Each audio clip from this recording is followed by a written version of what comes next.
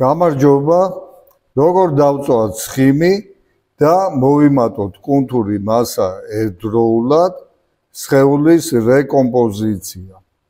გავრცელებულია მითი, რომ ერთდროულად ცხიმის დაწვა და კუნთური მასის მომატება შეუძლებელია, რადგან იმისათვის, რომ მოვიმატოთ კუნთური მასა, საჭიროა კალორიების პროფიციტი, ხოლო იმისათვის, რომ დავწვათ ცხიმი, აუცილებელია კალორაჟის დეფიციტი. მაგრამ პრაქტიკაში ეს სულ სხვანაირად არის და ამას ადასტურებს ბევრი კვლევა. ჩემი მოსწავლეების 70% შემთხვევაშიაც ერთდროულად ხდება ცხიმისვა და კუნთური მასის მომატება.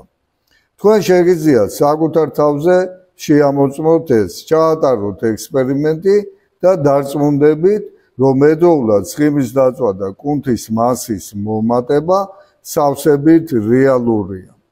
ამას ეწოდება სხეულის რეკომპოზიცია. ეს შედეგი დგება ორ შემთხვევაში. პირველი, თუ კი ხართ დამწყები და მეორე, თუ კი ადრე ვარჯიშობდით და გქონდათ ხანგრძლივი შესვენება და განაახლეთ ვარჯიშები.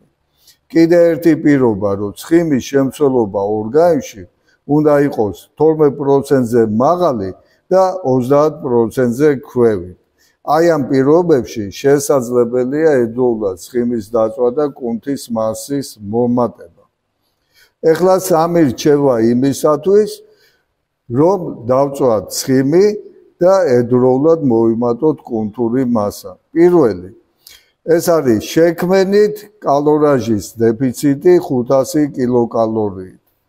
უფრო მეტი კალორაჟის შემცირების პირობებში თქვენ ცხიმს უკეთესად დაწვავთ, მაგრამ ვერ გაზრდით კუნთებს და შესაძლოა კუნთები დაწვათ კიდევაც.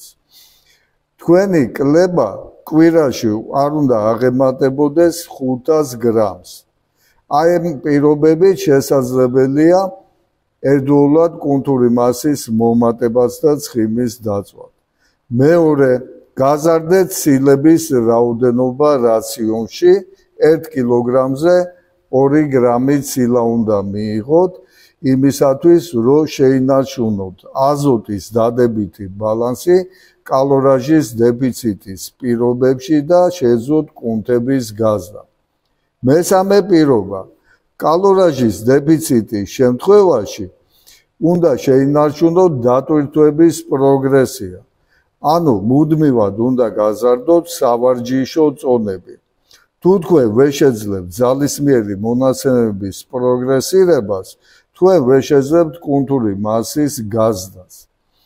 გაითვალისწინეთ კიდე ერთი მომენტი, რომ სასწორით თქვენ ვერ დაადგენთ ცხიმს ვავთ, კუნთი იზრდება, თუ როგორ მიდის ეს პროცესი. შეიძლება წონის კლებაც არაჩვენოს სასწორმა. თქვენ უნდა აიღოთ პარამეტრები, გარშემოწერილობა წელის, მუცლის, მხრების, ბიცეპსის, ბარზახის და ერთი თვის მერე გადაამოწმოთ. თუ ნახავთ, რომ მუცელზე და წელზე დაიკლო გარშემოწერილობამ, გამოდის, რომ ცხიმი დაწვით. ამავე დროს თუ მოიმატა ბიცეპსმა, ბარზახმა, ამ შემთხვევაში კუნთის მასა მოიმატა. ეს ორივე ერთდროულად თუ გიჩვენათ გარშემოწერილობამ, რომ ერთდროულად მუცელიც დაიკლით და ბიცეპსიც გაზარდეთ, ან ბარზახი გაზარდეთ, რა თქმა უნდა, თქვენ დაწვით ცხიმი და მოიმატეთ კუნთური მასა. მოხდა სხეულის რეკომპოზიცია. ეს არის ჩემი 3 თვის შედეგი, 3 თვეში დავიკელი 2 კილოგრამი. ერთდროულად დავწვით ცხიმი და მოვიმატე კუნთური მასა. მუცლის და წელის გარშემოწერილობა შემცირდა 8 სანტიმეტრით, ხოლო მხრების, გუმგრდის, ბიცეპსის და ბარზახის გარშემოწერილობა მოიმატა 2-3 სანტიმეტრით.